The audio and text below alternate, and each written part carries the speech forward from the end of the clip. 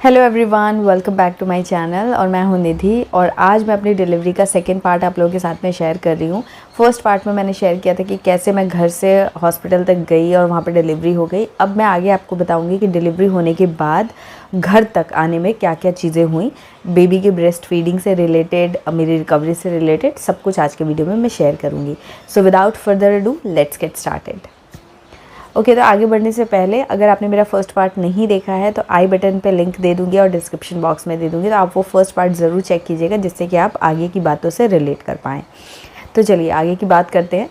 तो मैं delivery room से रिकवरी रूम में, मतलब ऑपरेशन थिएटर से रिकवरी रूम में अपने आ चुकी थी। वहाँ पर मेरे को बेड पे शिफ्ट किया। तो मेरा, मैं बता रही थी कि आपको लोअर एब्डोमेन या लोअर पार्ट जो था वो मेरा अनकॉन्शियस था, क्योंकि मेरे को एनेस्थीसिया दिया हुआ था ऑफ कोर्स। तो वो करीब 8 घंटे के बाद शाम तक मुझे थोड़ा थोड़ा जो सेंसेशन है वो फ़ील होने लगा था, बट दिन में मुझे कोई सेंसेशन नहीं फ़ील हो रहा था और कुछ भी फील ही नहीं हो रहा था एक्चुअली में, एकदम भारी भारी सा लग रहा था। तो उस टाइम पर क्या हुआ कि मेरी जो पीडियाट्रिशियन है यश की, उन्होंने मुझे ओटी में ही ये चीज़ बोल दी थी कि आपको ब्रेस्ट फीड कराना है एक्सक्लूसिव, अगर आएगा मिल्क तो जैसे ही मैं वहाँ से आई, मुझे 15 मिनट लगे होंगे ओटी से रूम में आने में, एंड वहाँ पर एडजस्ट होने में मुझे 15 मिनट का मैक्सिमम टाइम लगा था। एंड देन फिर तुरंत वहाँ पर जो पीडियाट्रिशियन है अगेन विज़िट करने आई यश के लिए। तो उन्होंने मुझे बोला कि ब्रेस्ट फीड कराना है। एंड देन फिर जो वहाँ पर सिस्टर वगैरह थी, क्योंकि मैं तो मूव ही नहीं कर सकती थी, नीचे का पार्ट मेरा कॉन्शियस नहीं था, ऊपर का था, तो स्टिचेस वगैरह इतने लगे थे कि मैं ऐसे भी, मतलब थोड़ा मूवमेंट जो था वो एकदम ही, डिलीवरी हुई थी 15-20 मिनट हुए थे, तो एकदम ही बॉडी जो है वो मूवमेंट करने के लिए रेडी नहीं थी। तो फिर सिस्टर वगैरह जो थी उन्होंने यश को ब्रेस्ट फीड कराया। शाम तक उन्होंने ही फीड कराया, जब तक कि मैं थोड़ा सा बैठने नहीं लग, बैठना नहीं मतलब मेरी बॉडी थोड़ा मूव करने लगी, तब तक वो लोग आके टाइम टू टाइम जो है वो यश को ब्रेस्ट फीड करा रहे थे। तो स्टार्टिंग में कोलेस्ट्रॉम यानी कि जो येलो मिल्क आता है वो आना चाहिए, तो 15 मिनट बाद ही मैंने ब्रेस्ट फीड स्टार्ट कर दिया था। और सिस्टर्स वगैरह का मतलब बहुत उसमें हेल्प था कि उन लोगों ने यश को फीड कराना स्टार्ट कर दिया था। तो उससे क्या होता है कि जैसे जैसे बेबी फीड करता है वैसे वैसे आपका मिल्क प्रोडक्शन जो है वो बढ़ने लग जाता है। तो 2 दिन में मेरा मिल्क प्रोडक्शन बहुत अच्छा हो गया था, मतलब मेरे को पेन और लीकेज दोनों ही होना स्टार्ट हो गई थी। स्टार्टिंग में मुझे लग रहा था कि पता नहीं कितना होगा कि नहीं होगा, बट फर्स्ट डे तो येलो मिल्क ही आ रहा था और वही उसको पिला रहे थे और वही उसको पिलाया था और कुछ हमने दिया नहीं था। सिस्टर वगैरह ने मतलब यहाँ पर ऐसा डॉक्टर्स पहले बोल देते हैं कि आपको फॉर्मूला मिल्क लेकर के आना है, एक मतलब डब्बा, क्योंकि मान लो जैसे मेरा मिल्क आ रहा था तो उन्होंने बोला कि दिन में तो चलो काम चल जाएगा, लेकिन रात में इनकेस अगर मिल्क नहीं आया और बेबी को भूख लग गई, अगर बेबी भूखा है तो वो फिर रो रो के आतंक मचा देगा, आपके पास कोई ऑप्शन नहीं रहेगा क्योंकि रात में मार्केट भी बंद हो जाता है। तो फॉर्मूला मिल्क आप एक ले करके रख लो, इनकेस अगर बेबी को ज़रूरत होती है, उसको भूख लगती है तो फिर हम उसको वो पिला देंगे। तो फिर मैंने फॉर्मूला मिल्क एक छोटा वाला ख़रीद करके मंगा लिया था, बट मतलब अच्छा ये हुआ कि ज़रूरत नहीं पड़ी। रात तक अब मेरा मिल्क जो है वो काफ़ी अच्छे से आने लग गया था और यश को मैं टाइम टू टाइम 2-2 घंटे पे डेढ़ जैसे वो रोता था वैसे उसको हम फीड करा देते थे। और फीड कराने के साथ साथ आपको ये चेक करना रहता है, मतलब सिस्टर वगैरह चेक करती हैं कि बेबी कितनी बार सूसू पॉटी वगैरह कर रहा है।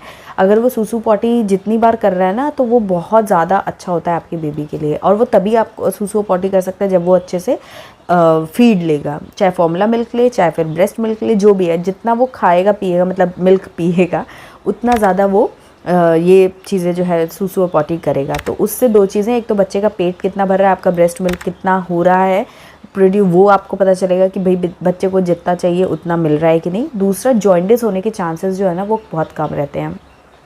जितना बेबी सूसू पॉटी करता है ना बॉडी में से, उतना जो जॉइंटिस है वो आपका, उसके होने के चांसेस जो है वो कम हो जाते हैं। अगर प्रॉपर ब्रेस्ट मिल्क बच्चे को नहीं मिल रहा है या बच्चा ढंग से सूसू पॉटी नहीं कर पा रहा है, इसी तो उस टाइम पर बच्चे को जॉइंटिस होने के चांसेस बहुत रहते हैं। इसीलिए कई सारे लोगों को बच्चों को जो है वो स्टार्टिंग में जॉइंटिस हो जाता है। तो उसके ऊपर मैं एक सेपरेट वीडियो बनाऊँगी, आपको अच्छे से समझाऊँगी क्या है। शॉर्ट में मैं आपको ये इतना बता देती हूँ। तो इसलिए बहुत ज़रूरी होता है कि आप बच्चे को ब्रेस्ट मिल्क वगैरह अच्छे से दें, जैसे कि जितना अगर ब्रेस्ट मिल्क आता है आपका और वो बच्चा फीड करता है तो जॉइंटिस होने के चांसेस बहुत ज़्यादा कम हो जाते हैं। तो मेरा ब्रेस्ट मिल्क जो है वो 15 मिनट के बाद ही डॉक्टर ने बोला, और मेरे को मतलब ये बहुत अच्छी चीज़ हुई जो मेरी फ़र्स्ट उसमें नहीं हुई थी। वो मैं आपको बाद में फ़र्स्ट डिलीवरी की स्टोरी भी बताऊंगी, उसमें भी बहुत सारी चीज़ें सीखने के लिए और बहुत सारी मिस्टेक्स हैं जो मैं आपको बताना चाहूँगी, बट वो वीडियो मैं बाद में कभी शेयर करूँगी। आज मैं आपको यहाँ का बता रही हूँ। तो सिस्टर ने मुझे वहाँ पर ये बोला था कि एक दिन मतलब अगले दिन ही मैं मूव कर सकती हूँ। जिस दिन, जब तक मेरे को एनेस्थीसिया का असर जो है ना वो ख़त्म नहीं हो जाता है, तब तक मुझे उठना बैठना करवट लेना कुछ भी नहीं करना है, स्ट्रेट मुझे लेटना है। मेरी स्पाइन जो है ना वो स्ट्रेट रहनी चाहिए, ये उन्होंने स्ट्रिक्टली बोल दिया था। और इतना अच्छा स्टाफ था हमारे यहाँ का कि उन्होंने खुद आके बेबी को मतलब मुझे बुलाने की भी ज़रूरत नहीं, मतलब मुझे बेल की ज़रूरत ही नहीं पड़ी। वो लोग अपना काम अपने टाइम पर आकर के करते जा रहे थे। ये बहुत अच्छा, मतलब ये एक बहुत अच्छा चीज़ है। अगर आपका हॉस्पिटल का स्टाफ इतना सपोर्टिंग होता है तो आपका बहुत मतलब स्ट्रेस काफ़ी हद तक रिलीज़ हो जाता है। तो वो आके टाइम टू टाइम करा रहे थे, क्योंकि उन्होंने मुझे खुद ही बोल रखा था कि मुझे हिलना डुलना नहीं है। अगर मैं हिलूँगी डुलूँगी स्ट्रेट नहीं रहूँगी, जब तक कि एनेस्थीसिया का असर ख़त्म नहीं हो जाता तब तक ये चीज़ स्ट्रिक्टली फॉलो करनी है। तो आपको हेडेक की प्रॉब्लम बिल्कुल नहीं होगी। अगर आप हिलोगे, करवट लोगे, मूव करोगे, बैठ जाओगे तो फिर आपको हेडेक की प्रॉब्लम हो सकती है। तो वो चीज़ मैंने फॉलो की। मतलब उन्होंने ऐसा बताया, और वो जब आके सब कुछ कर ही रहे थे तो मुझे ज़रूरत भी नहीं थी। तो मैंने शाम को कहीं जा कर के, जैसे मेरे को थोड़ा लगा, मुझे याद नहीं है, बट शाम को 8-10 घंटे के बाद में मैंने बैठना ही शुरू किया था। क्योंकि बच्चे को फीड अगर आप बैठ करके कराते हो तो वो बहुत ज़्यादा आप कंफर्टेबल भी लगता है और बच्चे के लिए अच्छा भी रहता है। उसको बर्प वगैरह कराने में आसानी रहती है, बर्प मतलब कर लेता है, बहुत ज़्यादा एयर गल्प नहीं करता है, तो वो सारी चीज़ें रहती हैं। तो इसलिए बैठ करके ही सजेस्ट किया जाता है कि बेबी को फीड कराएं। तो वहाँ पर डॉक्टर ने, सिस्टर्स ने, सब ने मुझे ये बोला था कि बैठ करके ही आप बेबी को ब्रेस्ट फीड कराएं तो ज़्यादा अच्छा रहेगा। लेकिन स्टिचेस की वजह से इतना ज़्यादा पेन हो रहा था कि मैं आपको एक्सप्रेस नहीं कर सकती हूँ।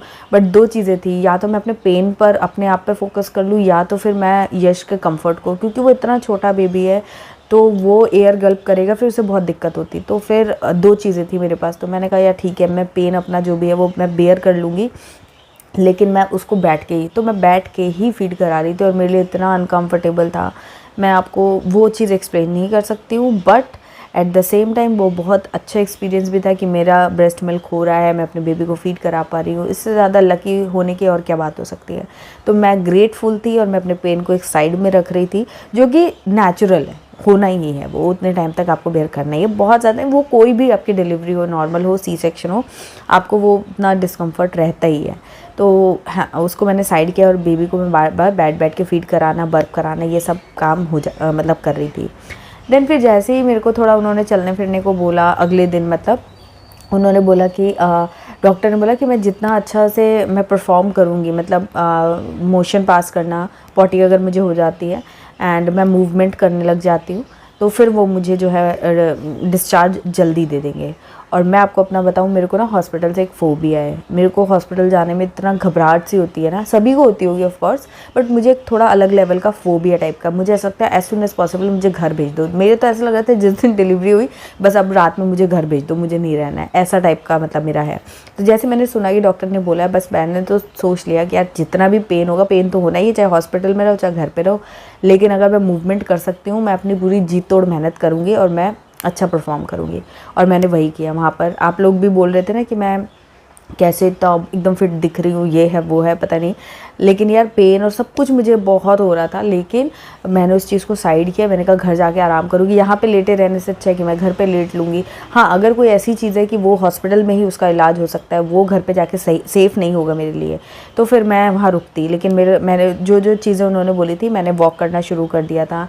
और मुझे मेरे शोल्डर्स इतने पेन कर रहे थे कि मैं आपको बता नहीं सकती। मतलब एक दिन तो मैं एकदम कराती रही और मैं अब उठ नहीं पा रही थी, मतलब बैठने के लिए उठ नहीं पा रही थी, बैठ नहीं पा रही थी, इतना सब कुछ था। बट आपको मुझे देख के ऐसा लग नहीं रहा होगा, क्योंकि मैं ऐसा बताने नहीं चाहिए। मैं डॉक्टर को यही बोल रही थी कि मैं एकदम फिट हूँ, मैं चल ले रही हूँ, मैं मतलब उन्होंने मोशन पास करने के लिए बोला, वो मैंने कर लिया, हो गया। मतलब मेरे को करा नहीं, मैंने हो गया, क्योंकि ज़्यादा ज़ोर नहीं लगाना होता है, स्टिचेस वगैरह रहते हैं, तो अगर आप अपनी तरफ से करने की कोशिश करोगे तो फिर दिक्कत हो जाएगी। तो ईजी वे में जो चीज़ें हो सकती हैं, मतलब थोड़ा सा अगर मेरे एफर्ट लगाने से चीज़ें हो जा रही है तो मैंने उतनी कोशिश की। तो वो मेरा मतलब हो गया। तो मेरा बेसिकली 20 को मेरी डिलीवरी हुई थी और 22 को 12 बजे तक मैं घर पे आ गई थी। मेरे को डॉक्टर ने डिस्चार्ज, 10 बजे डॉक्टर विज़िट पे आते हैं, 10 बजे वो आए और उन्होंने मतलब सब चेक वेक किया, पूछा और फिर 12 बजे मैं अपने घर पे आ गई थी आफ्टर टेकिंग डिस्चार्ज। खाने में मैंने क्या क्या खाया जब तक मेरा हॉस्पिटल स्टे था वो मैं बता देती हूँ, क्योंकि वो भी बहुत पूछा गया क्वेश्चन है। तो जब मेरी डिलीवरी होगी उसके बाद वो लोग कुछ नहीं देते खाने के लिए, 7-8 घंटे के बाद ही वो आपको फिर कुछ खाने को मिलता है, अगर मतलब डॉक्टर कैसा आपका देखते हैं। तो मेरे डॉक्टर 6:30 के अराउंड या 6 o'clock ऐसे कुछ विज़िट पे आए थे शाम को। एंड देन फिर उन्होंने बोला था कि मैं ब्लैक टी 1 कप ले सकती हूँ और उसके साथ में पार्ले जी के बिस्किट, दूध वाली चाय नहीं लेनी थी, ब्लैक टी लेनी थी। तो मैंने वही ब्लैक टी ली थी और उसके साथ में बिस्किट्स, जो पार्ले जी के 2-3 बिस्किट बोले थे, तो मैंने 2-3-4 ऐसे कुछ ले लिए थे, तो वो लिया था। एंड देन फिर अगले दिन से उन्होंने बोला था कि liquids and semi liquid juice वगैरह मैं पी सकती हूँ, तो मैंने जूस भी पिया था उसी दिन। शाम को मैंने मौसमी वाला जो जूस होता है वो पी लिया था। एंड उसके बाद उन्होंने बोला था सूप है, जूस है या फिर दाल का पानी है, इस टाइप की चीज़ें जो है वो मैं ले सकती हूँ। तो अगले दिन लिक्विड्स पे रहे, सेमी लिक्विड्स ऐसे चलता रहा। तो सुबह मैंने वही दलिया की खिचड़ी वगैरह ऐसे बनवा ली थी, तो वही मैंने खा ली थी। वो मुझे कंफर्टेबल भी लगती है, टेस्टी भी लगती है और उसमें चलती। तो डॉक्टर ने वो मेरे को अलाउ किया था। एंड उन्होंने दाल वगैरह प्रॉपर ऐसे खाने के लिए मना किया था, बिकॉज़ दाल है या फिर अजवाइन का पानी मैंने पिया था तो वो भी मुझे सूट नहीं किया था, एसिडिटी होने लग गई थी मुझे भी और इसे भी प्रॉब्लम हो रही थी। तो डॉक्टर ने फिर वो मना कर दिया था कि कई बार क्या होता है आपको सूट नहीं करता है। तो वही है चीज़ कि किसी किसी को कुछ सूट करता है, कुछ नहीं करता है, तो वो आपको खुद जज करना पड़ेगा। तो अजवाइन का पानी और दाल का पानी मैंने लिया था, वो मुझे सूट नहीं किया था, तो उससे मुझे प्रॉब्लम होने लगी थी। तो फिर मैंने दलिया की खिचड़ी ली थी, थोड़ा सा हलवा बनवाया था वो खाया था, मीठा खाने का मन कर रहा था तो हलवा खा लिया था, बीच बीच में बिस्किट्स वगैरह मैं ले ही रही थी। एंड एप्पल खाया था मैंने। एप्पल खाने के डॉक्टर ने बोला था फ्रूट्स वगैरह खा सकते हैं, कोकोनट वाटर पी सकते हैं, ऐसा करके ले सकते हैं। एंड एक चीज़ और जो मैं आपको बता, हाँ हरीरा, मम्मी ने बोला था हरीरा बनाया है तो मतलब बना सकते हैं, खा सकते हैं कि नहीं। तो मैं डॉक्टर से पूछा था, तो डॉक्टर ने बोला था कि ये सारी चीज़ें अभी कम से कम जब तक घर ना पहुंच जाओ तब तक रहने दो, घर मतलब टाँके वगैरह ना हट जाए तब तक ये चीज़ें मत खाओ तो सही रहेगा। तो हफ्ता भर तक मेरे ख्याल से 4-5 दिन, जब तक मेरे स्टिचेस नहीं हट गए थे तब तक मैंने ये सारी चीज़ें थोड़ी अवॉइड की थी। एंड उसके बाद फिर मैं अपने दूध के लिए मना किया था डॉक्टर ने कि दूध अभी नहीं लेना, दही ले सकती हूँ बट दूध अभी जब तक टाँके ना हट जाएँ तब तक अवॉइड करना है। तो मैंने दूध हफ्ता 10 दिन तक नहीं लिया था। जब मेरे स्टिचेस हट गए थे देन मैंने दूध स्टार्ट किया था। हॉस्पिटल में मैंने वही वो खिचड़ी है, फ्रूट्स हैं, थोड़ा सा हलवा खाया था, बिस्किट्स वगैरह खाए थे। ज़्यादा तो मैं रही नहीं थी, 1-1.5 दिन ही रही थी मैं, तो यही सारी चीज़ें मैंने वहाँ पर खाई थी। एंड यश का तो वहाँ पर मतलब और तो कुछ नहीं, वो लोग मतलब इसको नहलाना वगैरह कर दिया था अगले दिन। एंड उन्होंने एक शुगर टेस्ट किया था जो कि बड़ा ही अजीब सा लग रहा था, मतलब पिंच करते हैं वो उंगली पे, फिर ब्लड निकलता है एंड देन फिर उसको मशीन, छोटी सी एक मशीन होती है उसमें शुगर टेस्ट इसका करते हैं। तो उसका शुगर टेस्ट हुआ था तो वो भी नॉर्मल था, सारे जो भी टेस्ट वगैरह होते हैं बच्चों के वो सब नॉर्मल था, तो दिक्कत नहीं हुई थी और मेरा भी सब कुछ ठीक ही था, ऐसा कुछ प्रॉब्लम नहीं हुई थी वहाँ पर। तो इस तरीके से मेरी डिलीवरी हो गई थी और फिर मैं घर आ गई थी। एंड देन फिर मैं रहती हूँ मतलब मेरा 2nd फ्लोर पे है, 3 बार मुझे सीढ़ियाँ चढ़ना है ग्राउंड से लेकर ऊपर तक। तो वो एक टास्क था मेरे लिए क्योंकि जस्ट स्टिचेस हुए हैं एंड देन फिर मुझे चढ़ना है, तो वो एक थोड़ा सा टास्क था। डॉक्टर से मैंने पूछा था तो उन्होंने बोला था कोई प्रॉब्लम नहीं है, आराम आराम से एकदम धीरे धीरे, मतलब ज़ोर ना पड़े, झटका ना पड़े, उस चीज़ का ध्यान रखते हुए आप चढ़ सकते हो। तो मेरे पास ऑप्शन भी नहीं था क्योंकि यहाँ पर हमारे यहाँ लिफ्ट वगैरह नहीं है, 3 ही मतलब 2 ही फ्लोर्स में है घर, तो इसलिए तो फिर मैं धीरे धीरे चढ़ करके ऊपर आई। एंड देन फिर मेरा जो भी यहाँ पर वेलकम का वीडियो मैंने शेयर किया था, एंड देन अगेन मैं वहाँ पर इमोशनल हो गई थी। उसका रीज़न यही है जो मैंने आपको बताया पहले कि मैं OT में जिस वजह से इमोशनल हुई थी वही सेम रीज़न था जो कि मैं जब घर पे इसको लेकर के आई। तो और भी कुछ चीज़ें थी जो मैं कभी और आप लोगों से डिस्कस करूँगी जो मन में चल रही थी, बट मेन रीज़न यही था कि सब कुछ अच्छे से हो गया है। तो मतलब बहुत ज़्यादा ग्रेटफुल फील कर रही थी और बहुत ज़्यादा हैप्पी फील कर रही थी, सेटिस्फाइड फील कर रही थी, इसलिए वहाँ पर भी मैं थोड़ी सी इमोशनल हो गई थी, बट ठीक है। और हाँ एक चीज़ और भी है कि वहाँ पर जो मेरे ब्लीडिंग वगैरह हुई थी हॉस्पिटल में, तो वहाँ पर पैड्स वगैरह हॉस्पिटल से भी मिलते हैं, बट मैं अपना पैड और पैड फिक्सेटर लेके गई थी। मेरी फर्स्ट डिलीवरी में भी मैंने वही यूज़ किया था, सेकंड में भी वही यूज़ किया था। वो मुझे तो बहुत अच्छा लगा। कई लोग उस पर सेटिस्फाइड नहीं भी होते, बट मैं सेटिस्फाइड थी। मैं बहुत अच्छा मतलब मेरा एक्सपीरियंस रहा है। और बहुत सारे मैंने उसका एक डिटेल रिव्यू भी शेयर किया हुआ है। न्यू मॉम्स के जो पैड्स आते हैं और पैड फिक्सेटर आता है जो हॉस्पिटल के लिए बहुत अच्छा रहता है। हॉस्पिटल स्टाफ भी वहाँ पर मतलब बड़ा खुश था कि ये बहुत अच्छी चीज़ है, बहुत अच्छी चीज़ है, वो यही बोल रहे थे। तो अच्छा था। तो क्योंकि वहाँ पर दूसरे को चेंज करना होता है तो वो फिर यूज़ एंड थ्रो वाली चीज़ रहती है तो ज़्यादा अच्छा रहता है। तो वो वहाँ पर मैंने यूज़ किया था और उसका डिटेल वीडियो दोनों ही प्रोडक्ट्स का मेरे चैनल पर मैंने शेयर किया हुआ है। इनकेस अगर आपने नहीं देखा तो आप वहाँ जाकर के चेक कर सकते हो। इससे रिलेटेड और भी कई सारे वीडियोज़ मैंने वहाँ पर शेयर किए हुए हैं, जो कि मेरी फर्स्ट प्रेगनेंसी के एक्सपीरियंस पे मैंने सब कुछ शेयर किया था। तो उस पर लोगों ने भी कमेंट किया कि उनको भी बहुत ज़्यादा हेल्प मिली और बहुत ज़्यादा कंफर्टेबल लगा। तो आप वो भी यूज़ कर सकते हो और अगर चाहो तो नॉर्मल पैड्स भी यूज़ कर सकते हो, थोड़े जो एक्स्ट्रा लार्ज और एक्स्ट्रा सोकिंग कैपेसिटी के साथ आते हैं। बट ये वाले ना मैटरनिटी पैड्स ही होते हैं, तो इनमें कहीं कोई डाउट नहीं है। तो किसी को ब्लीडिंग ज़्यादा होती है, किसी को बहुत कम होती है, तो फिर उनको वो वेस्टेज भी लग सकते हैं कि यार ब्लीडिंग हुई नहीं तो फिर इसका क्या है। तो वो सारी चीज़ें हैं इसके ऊपर। अगर आप कहोगे ना तो मैं कुछ बहुत सारे डाउट्स हैं। एक्चुअली सी सेक्शन में सिचुएशन थोड़ी अलग होती है, नॉर्मल डिलीवरी में थोड़ी सिचुएशन अलग होती है, तो दोनों के एक्सपीरियंस में भी डिफरेंस आ सकता है। तो मैं दोनों चीज़ें समझती हूँ, तो उस बेसिस में कहूँगी कि मतलब सही था, मेरा एक्सपीरियंस तो सही था। तो वो मैंने यूज़ किया था जो मैं आपको मेंशन करना चाहती हूँ। तो आप चाहो तो वो ले सकते हो। कुछ प्रोडक्ट्स हैं जिनके लिंक्स मैं डिस्क्रिप्शन बॉक्स में दे दूँगी, तो आप ये नहीं तो और दूसरी चीज़ें जो मैं रेकमेंड करना चाहूँगी वो सब के लिंक्स मैंने ऐड कर दिए डिस्क्रिप्शन बॉक्स में। आप वहाँ से चेक करके अपनी नीड के हिसाब से परचेस कर सकते हो। तो आई थिंक मैंने सारी चीज़ें अपनी डिलीवरी स्टोरी से रिलेटेड जो है वो मैंने बता दी है। जो भी मेरा एक्सपीरियंस था मैंने बता दिया है कि आप क्या एक्सपेक्ट कर सकते हो वहाँ पर।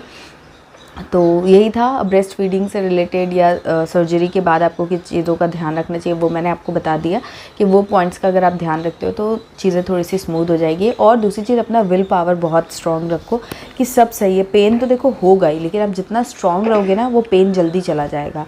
जितना उस पेन को महसूस करते जाओगे, उस पर ही फोकस करते जाओगे, तो वो पेन बहुत लंबा चलेगा। क्योंकि ये प्रोसेस इतनी आप ऐसा मतलब कोई है नहीं कि बुखार हुआ दवाई ली और ठीक हो गया, वैसा तो है नहीं यार।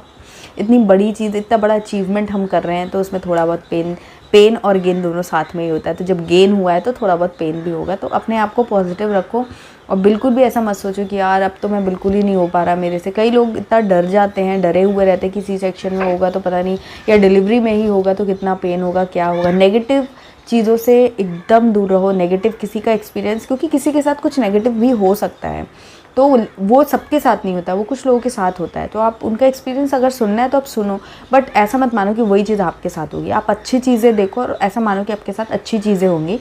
नेगेटिव अगर किसी का कुछ एक्सपीरियंस रहा है ना, तो उससे लर्न करने की कोशिश करो कि ये एक्सपीरियंस क्या गलतियों की वजह से इनका हुआ और हम उससे क्या सीख सकते हैं। उससे डरने की ज़रूरत नहीं है और उसको ऐसा नहीं मानना है कि वो हमारे साथ वैसा ही होगा। वो चीज़ से मैं आपको ये चीज़ मतलब समझाना चाहूँगी। तो आप नेगेटिव एक्सपीरियंस भी सुनो, पॉजिटिव भी सुनो, फोकस पॉजिटिव पे करो और लेसन नेगेटिव वाले से लो। तो ये मेरा के लिए मतलब एक सजेशन होगा। और बस यहीं पर ये वीडियो को मैं रोकती हूँ, ख़त्म करती हूँ। और कुछ डाउट, कुछ क्वेश्चन होगा तो आप मुझे कमेंट सेक्शन में बता देना। और कुछ जो भी टॉपिक पर आप एक डेडिकेटेड वीडियो चाहते हो जिस पर डीप में मैं अच्छे से बात करूँ, तो वो मुझे सजेस्ट करना। और फर्स्ट पार्ट भी अगर आपने नहीं देखा तो वो भी देख लेना, लिंक्स आपको डिस्क्रिप्शन बॉक्स में मिलेंगे। तो चैनल को सब्सक्राइब करके बेल आइकन ज़रूर प्रेस कीजिए ताकि हर वीडियो का नोटिफिकेशन आपको टाइमली मिले। इंस्टाग्राम पर मुझे फॉलो कर लीजिए, वहाँ पर मैं बहुत चीज़ें अपडेट करती रहती हूँ। एंड ये वीडियो अगर आपको पसंद आए तो प्लीज़ लाइक, कमेंट और शेयर ज़रूर कीजिएगा। और मैं मिलती हूँ आपसे नेक्स्ट वीडियो में, तब तक के लिए बाय एंड टेक केयर।